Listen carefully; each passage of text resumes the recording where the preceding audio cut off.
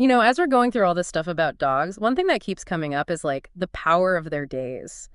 There's this whole section in the novel where the dog is just staring at his human after being fed. Oh, yeah, I remember that part. And it's like the novel saying his gaze holds this like universe of unspoken gratitude and understanding. It even says it contains the quote, intangible word gracias. Really makes you wonder if dogs are picking up on things we're not, you know, some deeper level of emotion. It's like they see us, really see us, in a way other humans sometimes don't. Exactly. Yeah. Without judging, without any of the pretense. Yeah. Right.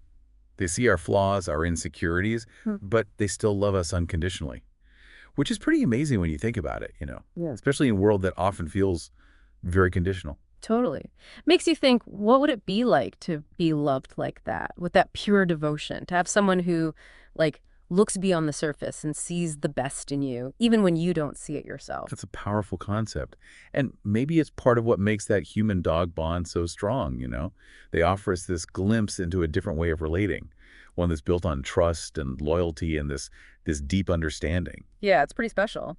And speaking of relating, it's interesting how these sources contrast the way dogs and humans deal with, like, conflict. Yeah, that comes up a lot, doesn't it? It does. Like on that list, comparing dogs to resentful humans, it's right there. Dogs are all about resolving conflict quickly, restoring balance.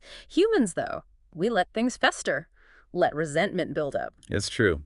We're not always so good at letting things go. Not at all. It's like that scene with Tomas and Mateo, remember? Those two dogs from the novel, they're so different, but they have this little squabble over a bone, growl, snap, and then poof, it's over. Right back to being best buds. Exactly. Dogs don't hold grudges. Yeah. They address the issue, and then they move on.